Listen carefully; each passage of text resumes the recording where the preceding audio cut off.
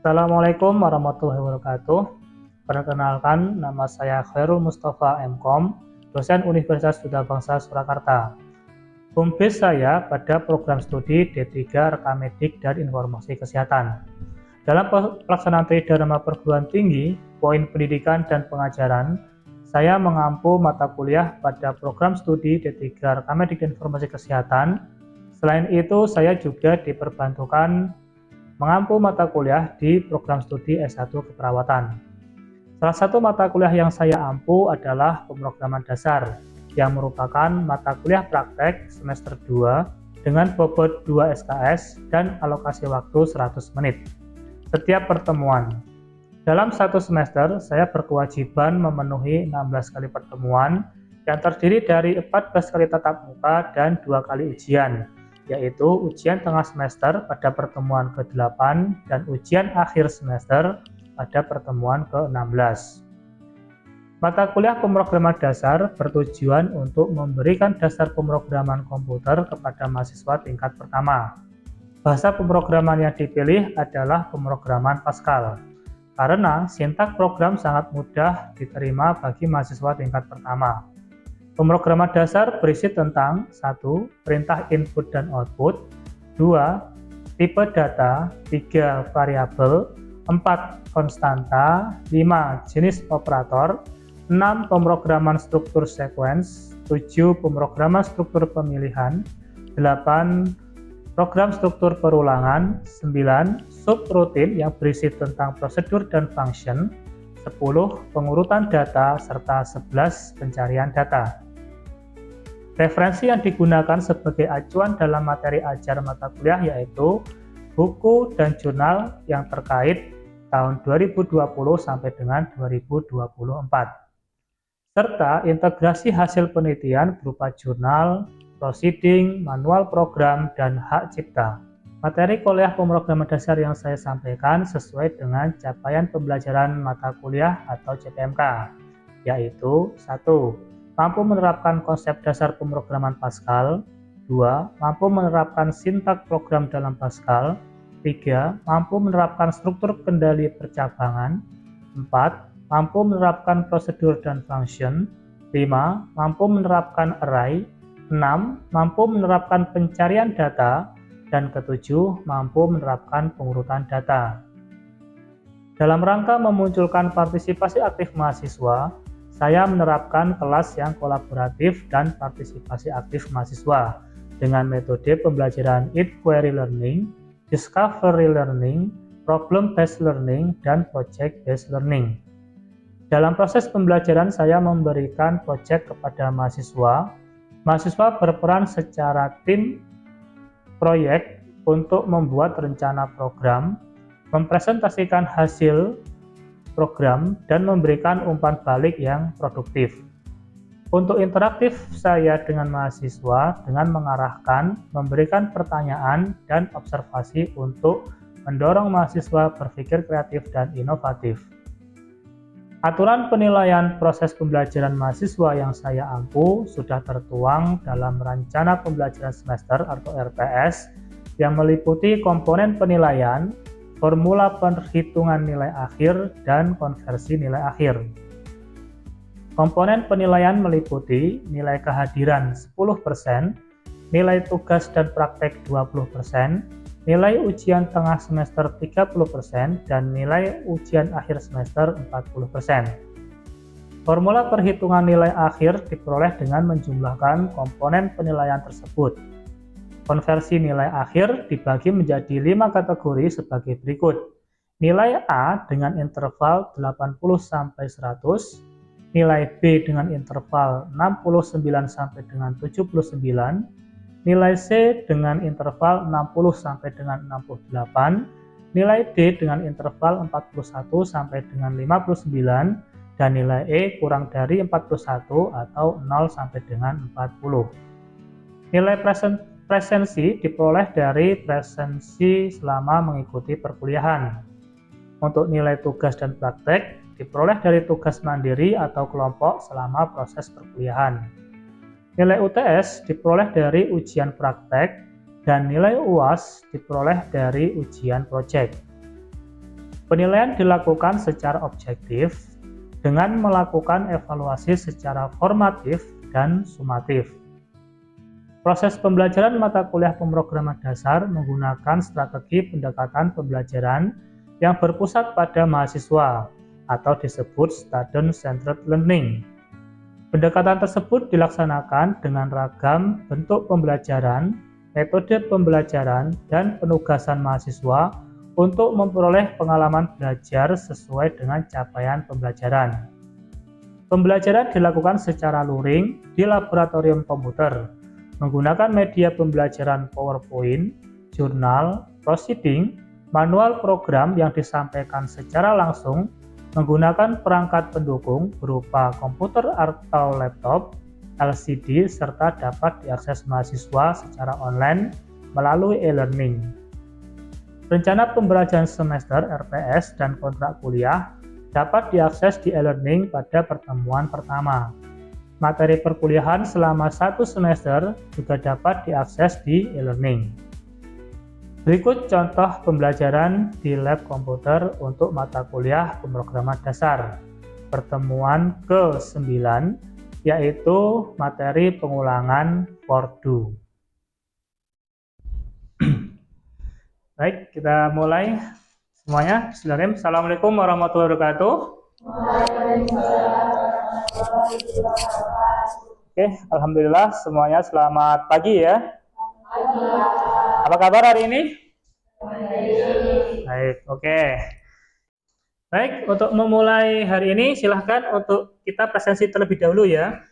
Silahkan untuk bisa melakukan presensi dengan scan QR code berikut. Jadi untuk kesempatan pada hari ini, ya kan kita akan melanjutkan pembelajaran tentang pemrograman dasar ya. Jadi untuk pemrograman dasar ini kita sudah berada pada pertemuan ke-8 ya. Nah, pada pertemuan ke-8 ini nanti kita akan membahas tentang pengulangan atau disebut juga sebagai iterasi ya. Oke, sebelum kita lanjut ke pembahasan hari ini, saya akan bertanya dulu nih. Untuk materi pertemuan kemarin tentang apa? Masih ingat? Apa? Tentang apa? Tentang pengulangan case ya. Nah, ada yang masih ingat apa itu case? Oke, silakan. Case yaitu generalisasi struktur. Oke. Jadi case itu adalah generalisasi dari struktur if ya. Nah, untuk pengulangan case ini ada bentuknya seperti apa? Masih ingat bentuknya seperti apa? Oke, silakan. Bentuk case juga dapat digunakan untuk kondisi yang berbaring yang mempunyai nilai awal dan nilai akhir dengan perintah yang lebih ringkas. Oke. Nah, untuk pengulangan atau iterasi, ya kan? Ini adalah proses yang berulang. Dia akan berulang terus ya, sampai dengan kondisinya terpenuhi kan gitu. Nah, dengan perulangan ini ya, kalau kita lihat ada sebuah program ya, program yang utuh ya, program yang utuh itu maka dia akan menjadi lebih pendek ataupun lebih sederhana ya dengan adanya pengulangan tersebut ya. Terus ada 3 perintah di dalam perulangan ya. Nah, perintah pertama yaitu adalah for do ya. Yang kedua ada repeat until dan yang ketiga adalah well do ya. Nah, hari ini kita membahas untuk bentuk yang pertama ya. Bentuk pertama atau perintah yang pertama yaitu adalah tentang for do ya. Nah, for do ini adalah perulangan dengan penghitungan atau kita sebut juga dia sebagai counter ya. Dia memiliki counter di situ. Nah, perulangan for do ini nanti ada 2 bentuk ya, 2 bentuk secara umum, yaitu adalah bentuk perulangan negatif dan juga ada bentuk perulangan yang positif. Lalu ada tambahan bentuk yang ketiga, yaitu adalah bentuk perulangan yang berupa perulangan bersarang ya. Kita bahas untuk yang pertama adalah perulangan positif. Nah, perulangan positif ini ya kan dilakukan dengan menaikkan counter. Nah, counter ini tiap kali perulangan dia akan terus naik, ya, seperti itu. Nah, bentuk umum daripada bentuk for yang positif, ya kan, dapat kita lihat yaitu adalah dengan cara for lalu diikuti dengan counter titik 2 sama dengan, dia akan mempunyai nilai awal, ya. Jadi for counter titik 2 sama dengan nilai awal to nilai akhir, ya. Jadi dia mempunyai nilai awal dan nilai akhir, dan nilai awal nilai akhir ini dia bentuknya adalah semakin besar, ya. Jadi dia naik untuk counternya. Nah, setelah itu dilanjutkan dengan do. Do ini lanjut dengan statementnya apa atau perintahnya apa, ya. Nah, bentuk di atas yang diulang-ulang hanya satu baris perintah, ya, satu baris perintah setelah do, ya. Nah, jika perintah yang diulang ini lebih dari satu perintah, ya, maka bentuk umumnya akan menjadi for counter titik 2 sama dengan nilai awal to nilai akhir do. Nah, perbedaannya di sini teman-teman, ya. Jadi setelah do ini ada begin dan end. Di dalam begin end ini ada perintahnya apa saja kan itu, atau statementnya apa saja, ya. Nah, kalau kita lihat untuk yang berwarna merah ini, ya, jadi ada for counter nilai awal to nilai akhir do, begin lalu diikuti dengan perintah 1, perintah 2, perintah 3 dan seterusnya sampai dengan end, ya. Dan kemudian diakhiri dengan end, ya. Jadi itu. Kalau dia lebih dari satu perintah maka menambahkan dengan begin end. Nah, sekarang mari kita sama-sama untuk praktek, ya, contoh daripada for do. Nah, berikut ini adalah contoh untuk program perulangan for do. Nah, silakan kalian coba untuk mempraktekkan, ya, dibuat untuk codingnya. Oke, ini adalah contoh program untuk perulangan for, ya. Jadi kita mulai dari program perulangan underscore for underscore do titik koma, ya. Terus ada uses script seperti biasa, ya, uses crt titik koma, terus var i, ini berarti ada variabel i, ya. Variabel i ini mempunyai tipe datanya adalah integer, ya. Nah, setelah itu ada begin, ya, begin, clear screen, clrscr, ya, untuk clear screen-nya, titik koma, dilanjut dengan di situ ada text color, ya. Text color ini berarti nanti akan memberikan warna pada teksnya, ya. Text colornya kita menggunakan text color 10. Ya. Untuk for i titik 2 sama dengan 1, ya. Jadi for i titik 2 sama dengan 1 to 10 do, ya. Apa yang dikerjakan? Write-len, ya. Jadi perintahnya adalah write-len just the way you are, ya. Lalu readlen dan end titik, selesai. Oke, sudah selesai semuanya? Ya. Nah, kalau sudah selesai, sekarang kita jalankan. Nah, silahkan untuk diklik run, di run, ya, dijalankan. Sudah berhasil? Belum, Pak. Saya Ada yang belum, ya? Oke. Nah, kira-kira apa yang salah ini kira-kira? Nah, di sini ada keterangan, ada error 91, nah titik 2 sama dengan, ya. Nah, berarti ini kurang apa ini? sama dengan. Nah, kurang sama dengan. Oke, silahkan dikasihkan sama dengan setelah titik 2-nya, ya. Nah, sekarang coba dijalankan. Nah, ada berhasil, ya. Oke. Oke, sekarang kita lanjutkan, ya. Jadi yang tadi silahkan bisa ditekan enter dulu, kita keluar kembali. Lalu kita lanjut untuk sekarang ada 2 program for lagi, ya. Nah, silahkan dicoba, ada for 2 dan ada for 3. Saya dicoba dulu untuk for 2 dulu, silahkan.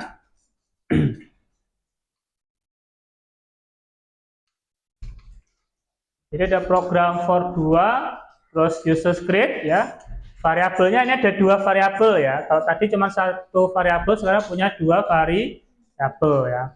Untuk variabel 1 yaitu adalah i, variabel 2-nya j, ya. Jadi ada variabel i dan variabel j, ya. Nah, variabel I dan variabel J ini dia tipe datanya adalah integer. Kalau ada begin J.2 sama dengan 0, titik koma ya, clear screen, ada for I.2 sama dengan 1 to 10 do. Ya. J sama dengan titik 2 sama dengan J plus 2. Lalu perintah yang kedua read J ya, terus return, dan terakhir adalah n titik. Ya. Oke, sudah selesai semuanya? Nah, sekarang ini ada for 2 sama for 3 ya kan. Nah, sekarang coba di run dulu untuk for 2-nya, silakan.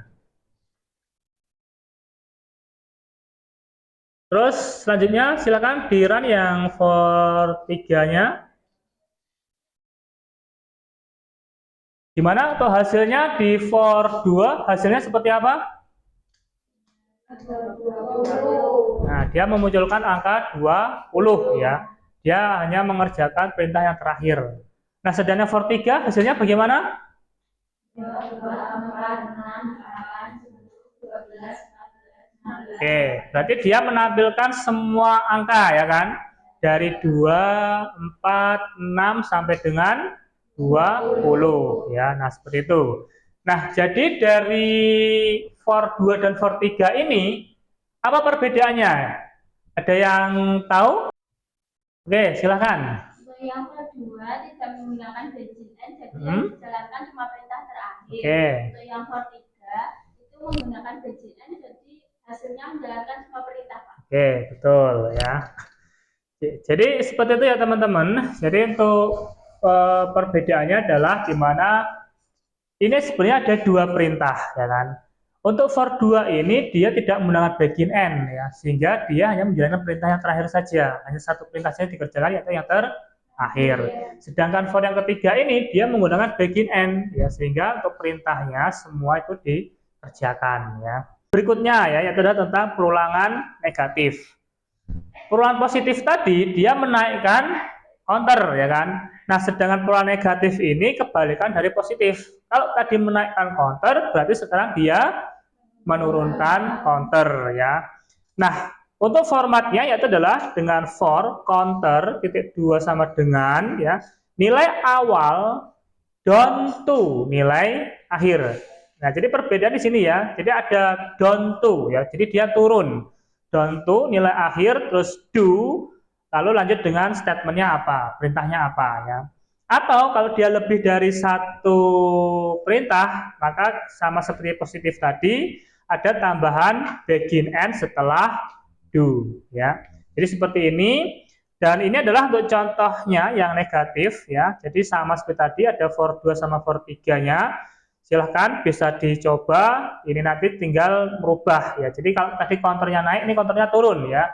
Yang I semula tadi adalah dari yang nilai awal tuh dia lebih kecil sampai tuh nilai akhirnya lebih tinggi, ini dia kebalikan ya. Nilai awalnya itu lebih tinggi dan nilai akhirnya adalah lebih kecil atau rendah ya. Oke, ini untuk contoh programnya ya, bisa dicoba. Perulangan ya, yang berada di dalam perulangan.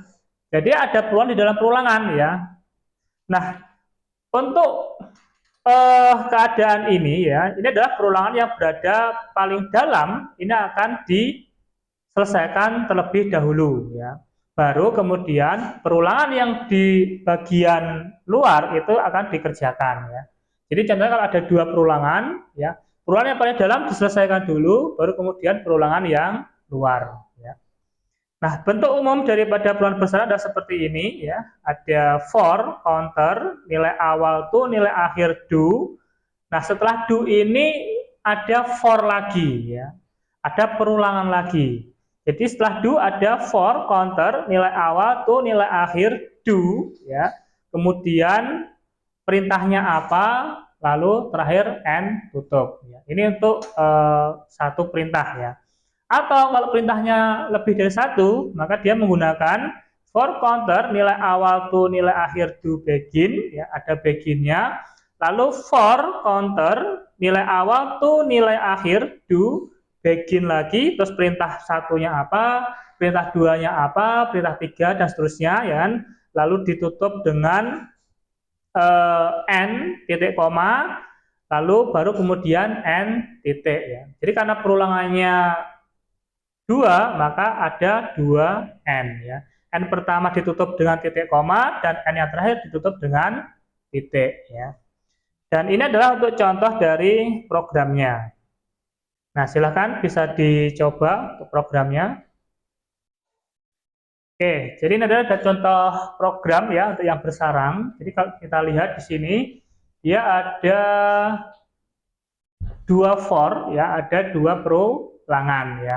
Di sini ada variabel hij, di mana untuk hij ini paling luar adalah dia akan menghitung i ya, ada for i, lalu ada for h, dan berikutnya adalah j. J ini dia menambahkan h dengan i ya. Nah, dapat kita lihat untuk hasilnya ada seperti ini. Jadi untuk H1, I1, maka J-nya 1, H2, I1, maka J-nya 2 ya, sampai dengan H3 dan I5, maka hasilnya adalah 15 untuk J-nya ya. Baik, selanjutnya adalah ini ada tugas kode warna ya. Jadi nanti silahkan kalian buat untuk program tampilan kode warna ya. Kode warna nanti akan menampilkan ya dari warna 1 sampai dengan warna 15 ya. Oke, seperti itu. Cukup sekian ya untuk pembelajaran kita hari ini ya. Dan perlu diketahui nanti untuk materi ya. Materi sudah saya upload di pembelajaran kita, yaitu ada di e-learning ya. Nah, nanti silakan bisa dicek di e-learning ya. Di e-learning nanti ada pada pertemuan 9 ya, pertemuan 9 di sini ada pertemuan tentang pengulangan for do ya. Nanti bisa dibuka, nanti untuk tampilannya adalah materinya sudah saya share ya. Oke, nanti untuk tugas ya silakan nanti untuk diupload di pertemuan 9 ya. Nanti akan saya buatkan di sini di pertemuan 9 ini nanti untuk tugas ya. Jadi ada segmen pengumpulan tugas ya. Dan nanti untuk batas waktunya adalah maksimal 1 minggu ya. 1 minggu, jadi ini tanggal 9 nanti dilanjutkan 1 minggu selanjutnya yaitu adalah tanggal 16 ya. 16 nanti jam 10 pagi ya. Oke.